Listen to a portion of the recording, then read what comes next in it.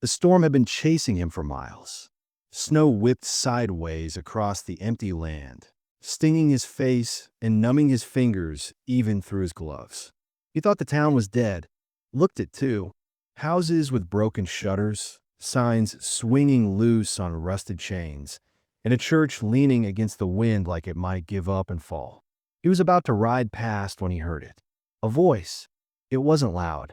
It wasn't even clear, but it cut through the storm like a thread pulled tight. Help! He reined in his horse, leaning forward to listen. The sound came again, weak but desperate, and this time it wasn't just a cry. It was words. Take my sons, they're dying. The stranger froze, the leather of his saddle creaking under his weight. He had heard plenty of things in storms, trees snapping, coyotes howling, but nothing like that. His first thought was to keep riding. Trouble like that never came alone. But something in the way the voice broke on the last word hooked him deep. He swung off his horse and pushed through the snow toward the church. The front doors were cracked open, banging softly against the frame. The wind shoved him inside, and the world changed. It was dark, cold as the outside, maybe colder. The stained glass windows were broken, their colors scattered across the floor like someone had tried to smash the light out of the place.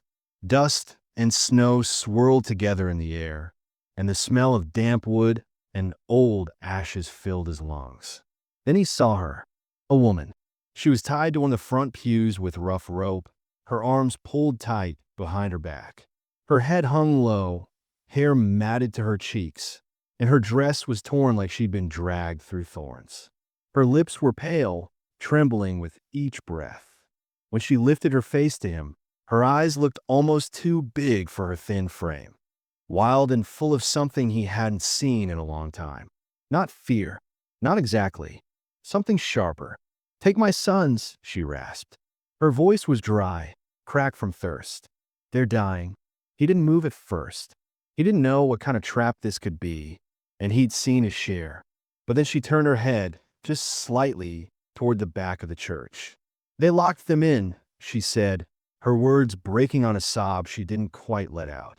The stranger pulled his knife from his belt and cut through the rope.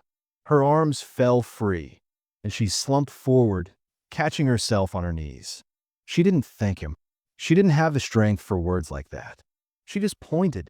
He followed her finger to a small wooden door at the side of the altar. It was barred from the outside with a heavy plank. He shoved it loose and swung the door open. The smell hit him first. Stale air, sickness, sweat. Then he saw them. Two boys. Couldn't have been more than 6 or 7. They were curled up on the floor under a thin blanket, their faces gray, their lips cracked like their mother's.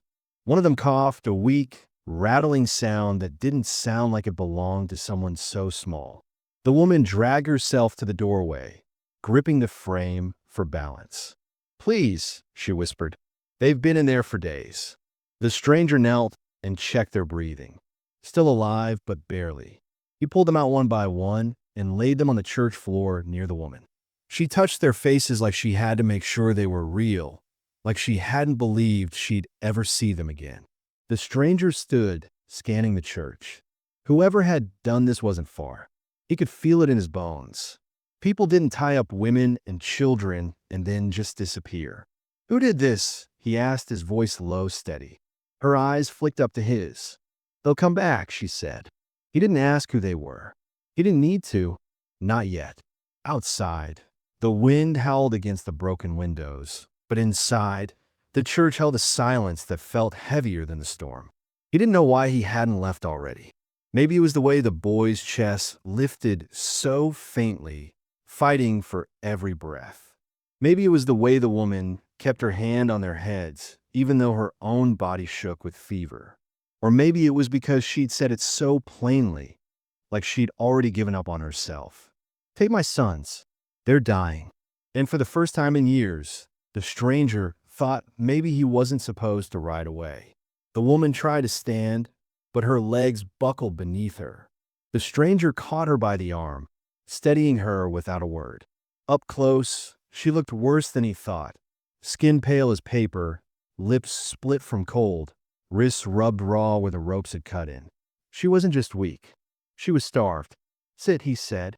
His voice came out rough, but not unkind. She shook her head, still focused on the boys. Please, water first. For them. He scanned the church, spotted a bucket tipped over near the door. It was frozen solid. He cursed under his breath, then yanked his canteen from his saddlebag. It wasn't much, but it was all he had. He held it to the older boy's lips, tipping slow so he wouldn't choke.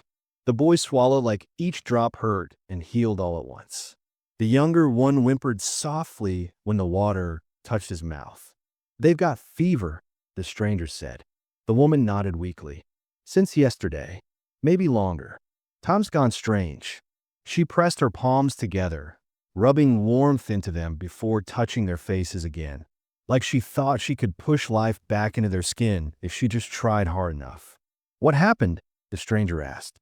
Her eyes flicked up, sharp despite the haze in them. You'll leave if I tell you. I'm still here, ain't I? She hesitated, then gave a bitter laugh that wasn't really a laugh at all. We came through the valley. My husband thought there'd be work. He died on the trail. Fever took him fast. Her voice faltered. I thought that was the end of it. But then a man rode up, said he'd help us reach town. Said all we had to do was follow him. And you believed him, the stranger said flatly. I wanted to. Her jaw tightened. He led us here. Took what little we had. Said the church was shelter. Then he tied me up, locked my boys away, and left us for dead. The stranger let that sit a moment. Then he looked at her straight on. He coming back? Yes. She swallowed hard. Men like him always come back to see if you broke the way they wanted. The stranger didn't answer. He didn't need to. He moved through the church, gathering what little he could find. A cracked lantern, some olden books he could burn for heat, a strip of torn curtain to wrap the boys. He worked fast, his motion steady, deliberate, like a man who'd done this before. When he crouched by the fireplace, he found a few splinters of wood still dry under the ash. He struck a match, coaxed a flame, and soon the faintest glow began to spread across the room. It wasn't much, but it cut through the dark just enough to see their faces. The woman shifted closer to the fire, pulling her sons near. Her hands shook as she tucked the blanket around them. You got names? He asked, breaking the silence. Her lips parted, but she hesitated, then said quietly, Eli and Daniel. She glanced at him, like she wasn't sure she owed him the truth yet. And mine's Ruth. He nodded once. Called her, he said simply. He didn't offer more. For a moment, there was only the sound of the fire cracking and the storm clawing at the windows. Then one of the boys stirred, coughing deep in his chest. Ruth leaned over him, her voice breaking into a soft hum, a lullaby too faint to carry but strong enough to steady him. Calder watched her, a strange ache twisting in his chest. He'd seen women like her before, hard-edged from surviving, soft only where it hurt the most. He wondered how long she'd been carrying everything alone. You'll all freeze if we stay here, he said finally. Her head snapped up, fear flashing in her eyes. We can't move them. Not like this. He didn't argue. He wasn't planning to move them yet, but he also wasn't planning to let her enemy come back and finish what he started. You said he'll come back, Calder said. How many with him? 2, maybe 3, but he's the kind that makes one man feel like 10. Calder checked his rifle, loaded it slow. Then we don't let him through the door. She stared at him, disbelief flickering across her face. Why are you doing this? He didn't answer right away. His eyes drifted to the boys again, then to the broken stained glass above them. Because I already buried one kid, he said finally. His voice was low, almost lost to the wind. Not doing it again. That shut her up. They settled in as best they could. Calder sat near the door, rifle across his lap, listening to the storm and every sound beneath it. Ruth stayed by the fire, dabbing the boys' foreheads with a strip of cloth she tore from her own dress. Once, her hand faltered, her strength giving out for just a second, and Calder looked over. She caught him watching and straightened her spine like she had something to prove. You should rest, he said. So you can be the only one awake when they come? She shot back. He almost smiled, though it didn't reach his eyes. Fair enough. The night dragged on. Outside, the storm began to thin, the howling wind breaking into tired sighs. Calder thought maybe they'd get one quiet hour before dawn. He even let his head tip back against the wall, just for a moment. Then Ruth spoke, her voice sharp as a knife in the stillness. "They're here." Calder froze. She wasn't guessing. She was listening, the way someone listens when they've spent too much time running from the same footsteps. And then he heard it too. The crunch of hooves on snow. Slow, deliberate. A shadow passed across the broken glass, tall and bent at the edges. Then a voice, slick and cold, slid through the crack in the door. "Ain't nobody gonna save you."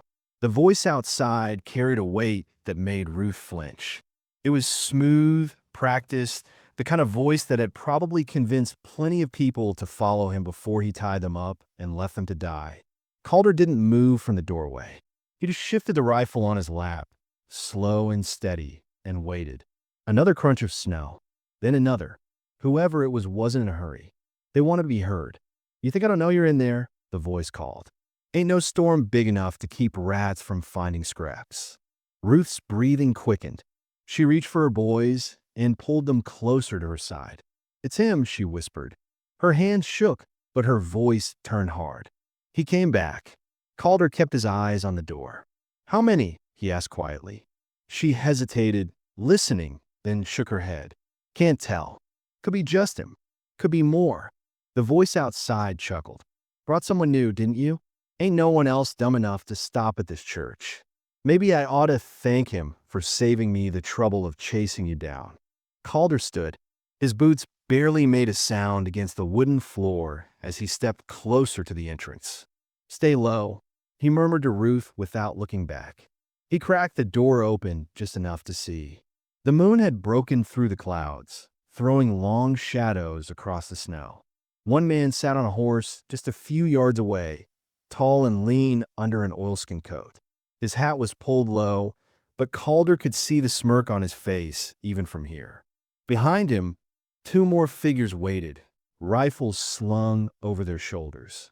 Three, just like Ruth had said. The leader leaned in his saddle, like he had all the time in the world. "Tell you what," he called. "Send the boys out first. I'll be generous. Let you keep breathing a little longer." Calder pushed the door open wider and stepped out, rifle raised but pointed at the ground. "You're not taking them."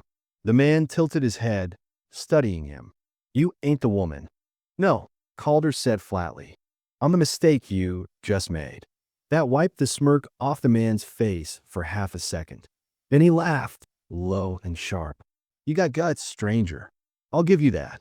The two men behind him shifted in their saddles, hands tightening around their rifles. Calder's eyes flicked to them, then back to the leader. "You've got one chance to ride away," he said. The leader grinned. "And you've got one chance to die quick." The first shot cracked the air, loud and violent against the quiet snow. Calder ducked back inside, splinters of the door flying past his face. He slid to the floor beside the entrance, heart steady, hands moving without hesitation as he checked his rifle. "They're coming," he told Ruth. She didn't ask how he knew. She just wrapped her arms tighter around her boys and whispered, "What do we do?" Calder glanced at the broken pews, the hymn books, the heavy iron candlestick lying on the floor. "We make it hard for them." The next minutes blurred into motion. Calder flipped a pew on its side and shoved it toward the door, building a barrier. He scattered him books across the floor to make anyone rushing and stumble. He handed Ruth the candlestick. "If they get close, swing hard." Her eyes widened, but she nodded. Her hands trembled as she gripped the iron. Then the door burst inward. The first man stormed through, boots crunching on the wood, rifle raised. Calder fired before the man even found his target. The blast echoed through the church, and the man dropped, his weapon clattering beside him. The second man hesitated at the threshold, startled, and that hesitation cost him. Ruth swung the candlestick with all the strength she had. It cracked against his shoulder, and he stumbled forward. Calder grabbed him by the coat and slammed him to the ground. The leader didn't rush in. He stayed outside, circling his horse slowly, his silhouette framed by the moonlight. Then his voice came again, cold and amused. You think you're saving them? You're just buying time. Calder shoved the second man out of the way and moved to the window, peering through the shattered glass. The leader dismounted, tying his horse to a broken post. He was in no hurry. He wanted to slow. Ruth crawled toward her boys, shielding them with her body. He won't stop, she said through clenched teeth. He doesn't know how. Calder chambered another round. Then we ended. The leader stepped through the doorway like he owned the place, his boots crunching over the fallen snow. He didn't raise his gun right away. He just looked around, taking in the broken pews, the faint fire still burning at the altar, and finally Calder. You think you're different, he said, voice dripping with contempt. Like you ain't got the same kind of blood as the rest of us. Calder didn't answer. His rifle stayed steady, aimed square at the man's chest. The leader smirked. You kill me and what? You think she's gonna thank you? Think those boys will grow up and call you a hero? They'll forget you the second they find someone better. Good, Calder said quietly. Means I did it right. The leader's smile faltered just long enough for Calder to fire. The sound thundered through the church, and the man staggered, shock flashing across his face before he dropped to his knees. Ruth stared, breathing hard, her grip on the candlestick loosening. Calder didn't look at her. He walked forward, boots crunching, and nudged the man's gun away with his foot.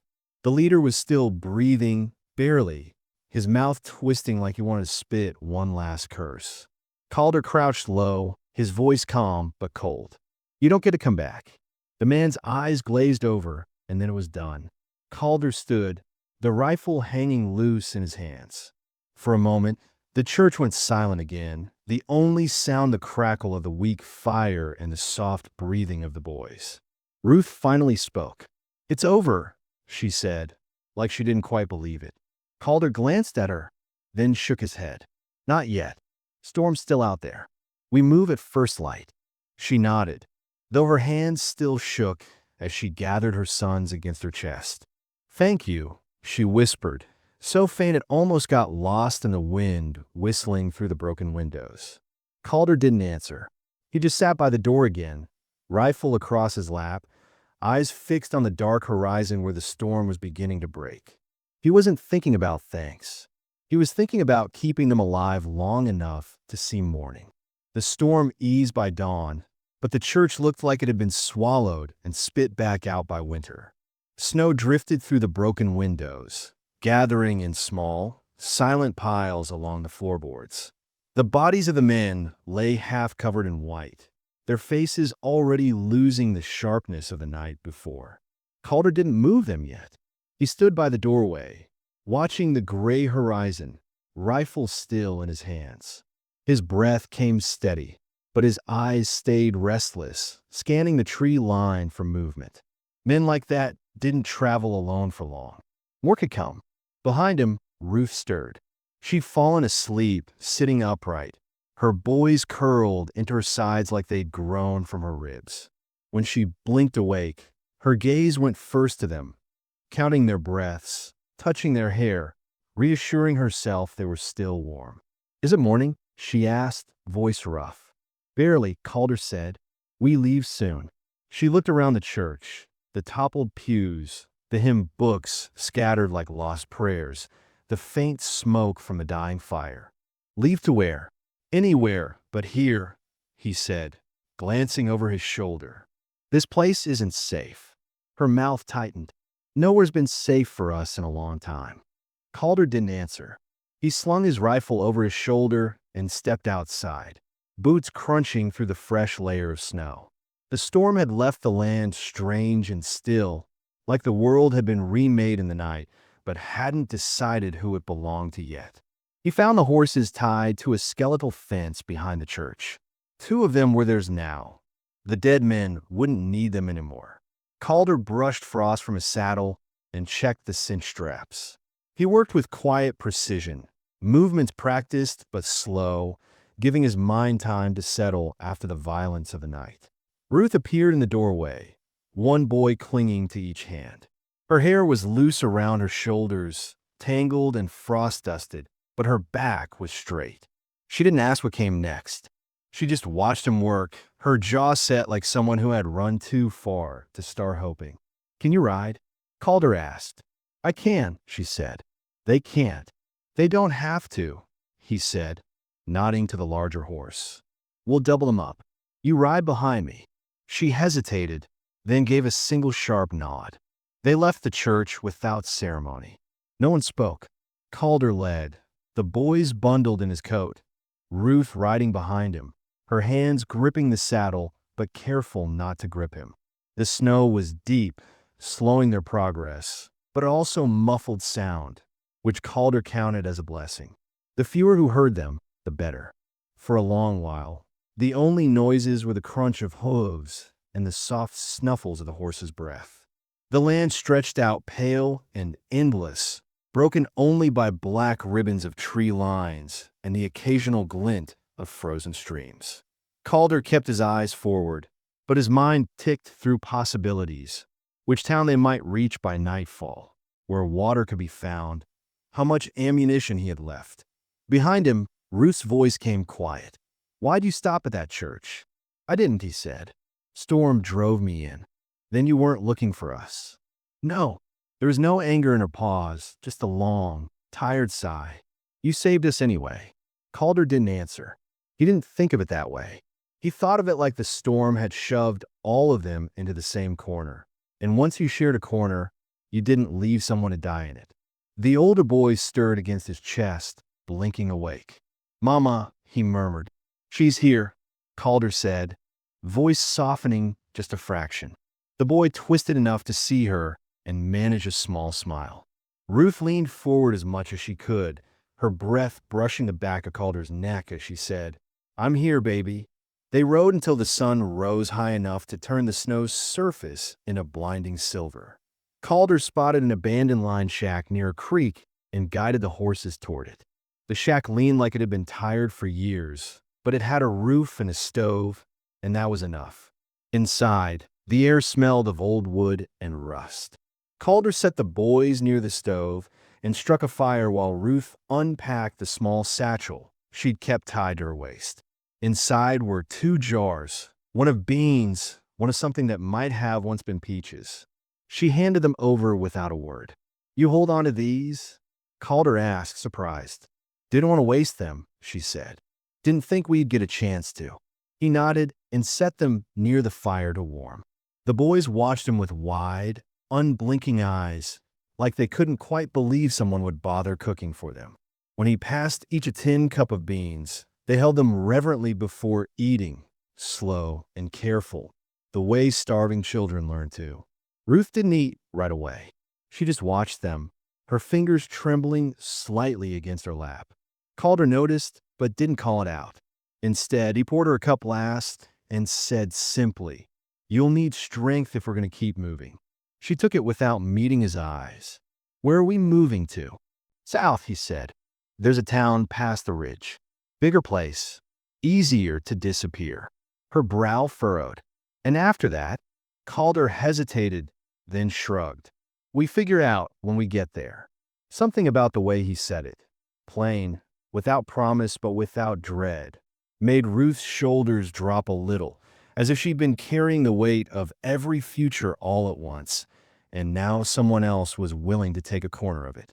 That night, the storm didn't return, but the cold still pressed hard against the shack. Calder kept the fire alive while Ruth and the boys slept in a pile of blankets they'd scavenged. He sat by the door again, rifle across his knees, listening to the faint sounds of breathing behind him. He thought of his own past then, though he hadn't meant to, thought of the daughter he'd buried, of the way her laughter had once filled the spaces that now seemed so hollow. He reached into his coat and touched the small ribbon still tied there, frayed but intact. He didn't take it out, just held it for a moment, grounding himself. Near midnight, Ruth stirred. She didn't speak at first, just pushed herself up on one elbow and watched him. "You don't sleep much?" she said finally. "Not used to it," he replied. She studied him in the dim firelight, her face pale, but no longer sharp with fear. "You keep doing this," she said, watching like something's coming. "Something always is," he said. She didn't argue. Instead, she said, "You didn't ask what happened to us." Calder shook his head. "Didn't need to, but you wonder." He didn't answer, but she saw in the way his jaw tightened. Ruth pulled the blanket tighter around her shoulders and spoke, voice low and flat, like she was telling it to the fire rather than to him. "He wasn't supposed to be like that. Said he'd marry me. Said he'd give the boys a father. Then he turned mean, and when I tried to leave, he tied me up in that church like throwing me out with the trash." Calder didn't move. Didn't tell her he was sorry. Just let the words sit in the air, heavy but shared now, not only hers to carry. After a long moment, she said, "You think it's stupid?" That I believed him. "No," Calder said. "I think it's stupid what men like him do to women like you." She looked at him then, really looked, and there was something raw in her eyes. Not trust. Not yet, but the first flicker of it. The fire popped softly, throwing sparks that glowed and faded. Outside, the snow glistened under a thin slice of moon. For the first time in a long time, Ruth didn't plan an escape in her head before falling asleep again. And for the first time in a long time, Calder didn't think about leaving alone when morning came. The next morning broke clear and sharp, the kind of cold that bit straight through bone. Calder woke first, as always, and checked the creek behind the shack. Thin ice had formed overnight, the water beneath sluggish but still moving, a small mercy. He filled the canteens and returned to find Ruth stirring the embers back to life, her boys still asleep in a tangle of limbs and blankets. "You keep that fire going," he said quietly. "We ride after breakfast." She nodded, not questioning him anymore. Trust hadn't arrived, but something like rhythm had. She was starting to move alongside him instead of just behind.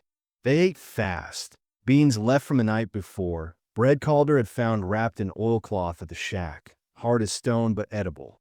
Then he saddled the horses while Ruth woke the boys, wrapping scarves around their necks and tucking their small hands into oversized mittens. Her movements were brisk but gentle, practiced. This was a woman who had been protecting them with nothing but scraps of willpower for far too long. "Where are we going today?" the younger boy asked, voice thick with sleep. "Somewhere better," Ruth said. Calder didn't contradict her, though better was a word he hadn't used in years. He dismounted and reached down to pull the older boy up in front of him while Ruth took the younger on her lap. The trail south was narrow, cutting through clusters of black pine that leaned heavy with snow.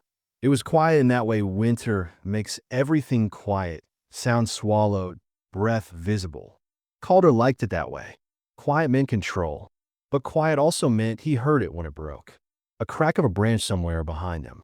Too deliberate to be wind. He slowed the horse, hand drifting toward his rifle. Ruth noticed. "What is it?" "Keep riding," he said. "Don't look back." Her jaw tightened, but she obeyed. The boys felt her stiffen and went still, sensing the shift without understanding it. The sound came again, closer this time. Calder twisted in the saddle, just enough to see movement through the trees.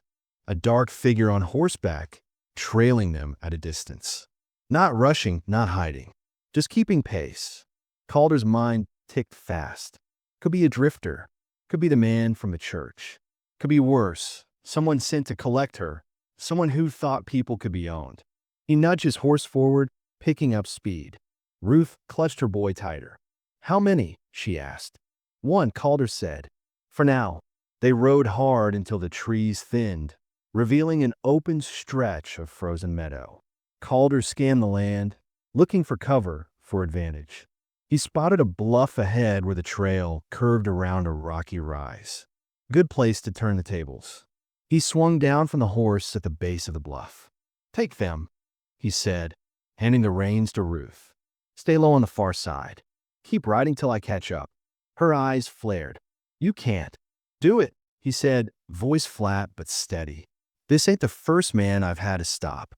Something in his tone made her swallow the argument. She turned the horse without another word and rode, her back rigid but her grip on the boy strong. Calder climbed the bluff fast, boots digging into frozen earth. From the top, he crouched low, rifle ready, and waited. The rider came into view moments later, dark coat flapping against the snow, face shadowed beneath a brimmed hat. He rode like someone sure of his purpose. When he reached the curve of the trail, Calder called out, "Stop!" The rider did, though his horse danced uneasy beneath him.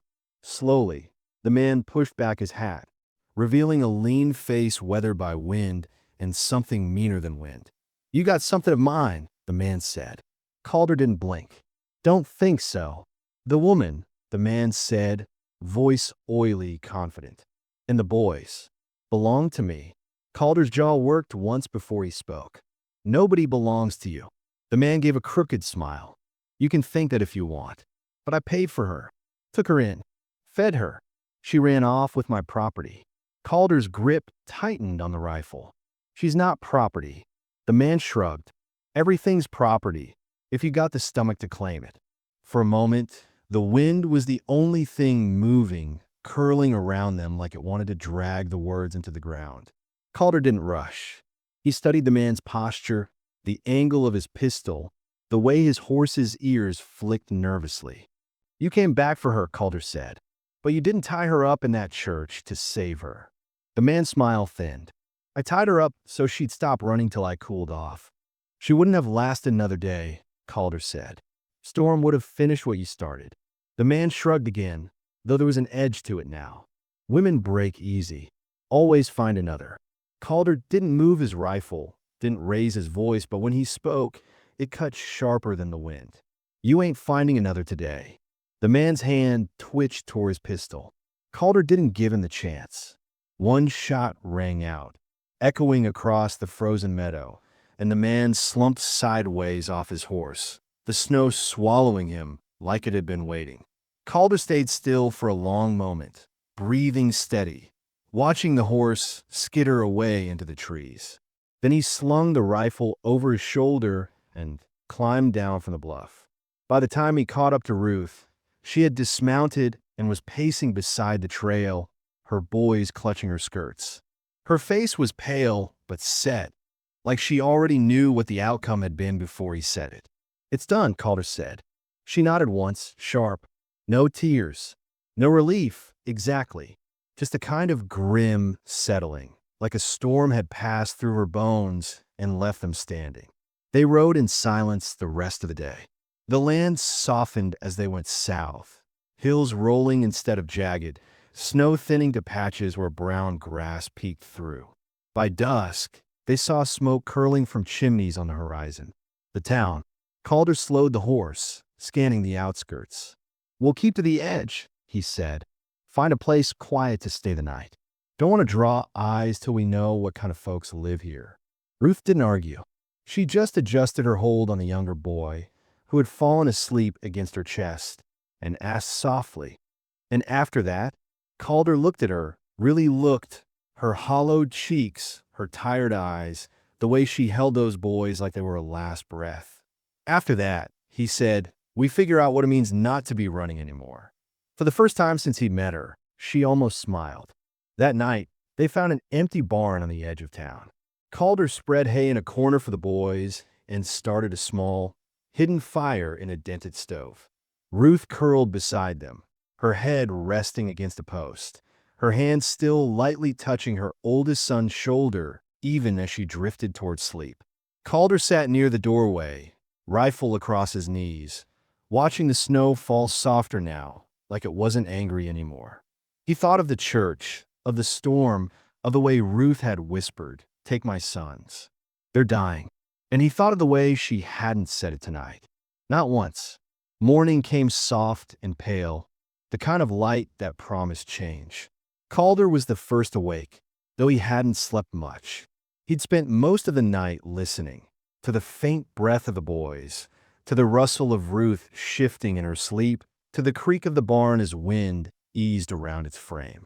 For the first time in years, he hadn't felt pressed by silence. It didn't weigh on him now.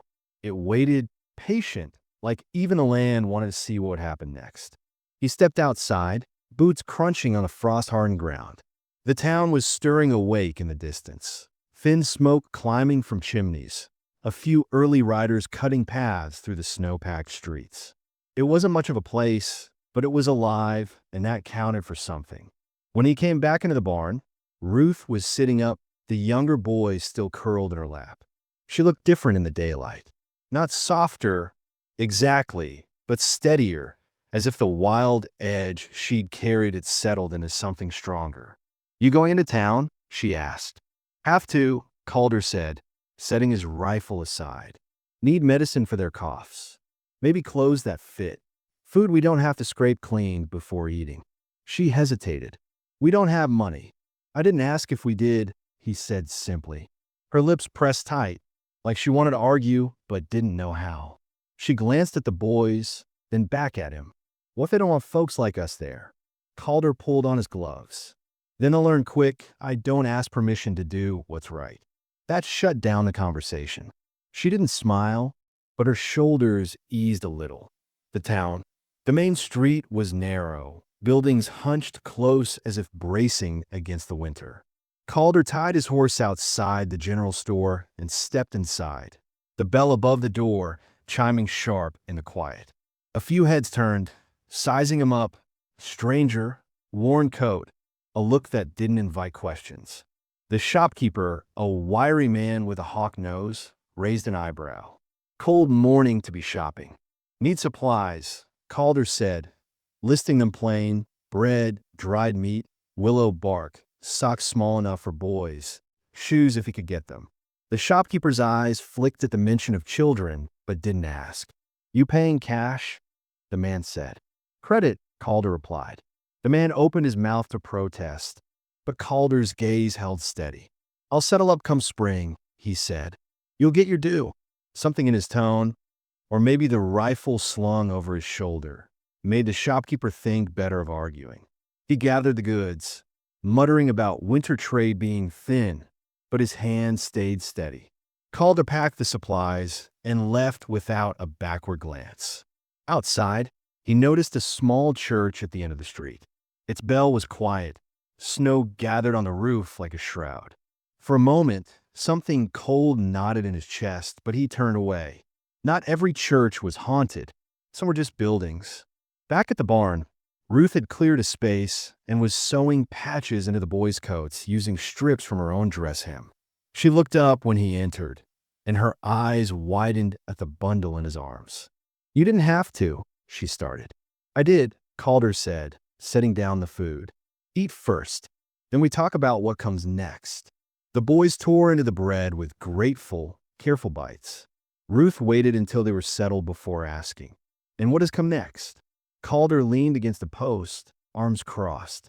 "There's work south of here. Ranchers need hands. I know enough to make us useful." Her brows drew together. "Us?" He didn't blink. "I figure you sew better than most, and they always need mending done. Boys can go to school once they're old enough to sit still for it." For a moment, she just stared at him, as if the words were too big to fit inside her head. "You don't even know us," she said finally. Calder's voice stayed even. "I know enough. I know you walked through hell and didn't leave them behind. That's more than most." She shook her head, a harsh little laugh breaking out of her. "You think it's that simple? We show up somewhere, and people just let us stay." "Not always," he admitted. "But sometimes you plant your feet anyway. Make it true." Ruth looked down at her hands. They were raw and chapped, stitches trembling slightly between her fingers. "And if I mess it up?" she whispered. "Then we try again," Calder said. "That's all any of us can do." By afternoon, the snow had stopped completely, and the sky cleared to a pale blue that almost looked like spring if you squinted. Calder took the older boy to fetch water from the pump near town, teaching him how to carry the bucket without spilling. Ruth watched from the barn doorway, the younger boy on her hip. "They like you," she said when Calder returned, setting the full bucket down. "They like not being cold and hungry," Calder replied. But the boy, cheeks flushed from the cold, shook his head. "No, we like him." Ruth's breath caught, but she didn't argue. That night, they built a bigger fire in the stove and cooked the last of the beans with the new bread. It wasn't much, but it smelled like something alive, something whole. The boys dozed quickly, worn out from the day, and for the first time, Ruth didn't curl herself into a tight knot beside them. She sat upright, facing the fire, her hands steady in her lap. "You meant it," she said after a long silence. "What you said about staying." "I don't waste words," Calder said. Her gaze flicked toward him, sharp but softening. "I don't know how to believe in things like that anymore." "Then I'll believe for a while," he said simply. A new morning. They left the barn 2 days later, heading south again, but this time the ride felt different. Ruth didn't sit stiff-backed in the saddle. The boys sang nonsense songs, their voices thin but bright against the winter air. Calder found himself listening without meaning to, the sound working its way under his ribs. When they reached the ridge overlooking the valley, Ruth gasped. Below lay a stretch of land, not yet touched by snowmelt, but wide and open, fences threading across it like lines drawn for a future not yet written. Smoke curled from a ranch house in the distance. Horses moved slow in a corral, their coats glinting in the weak sun. Calder pointed. "That's where we start." Ruth swallowed hard, eyes shining though she didn't cry. "You really think they'll let us?" "They don't get a choice," Calder said, but his voice wasn't harsh. It was certain. As they rode down the slope, the younger boy leaned against Ruth's chest and whispered something that Calder almost didn't catch. "Mama," he said softly, "are we done running?" Ruth looked at Calder, then at the land ahead. Her voice shook but held steady enough for him to hear. "Yeah, baby," she said. "I think we are." And for the first time since that abandoned church, since those words she had cried into the dark, "Take my sons, they're dying," her voice carried something new. Not fear, not even hope. It was something stronger. It sounded like staying,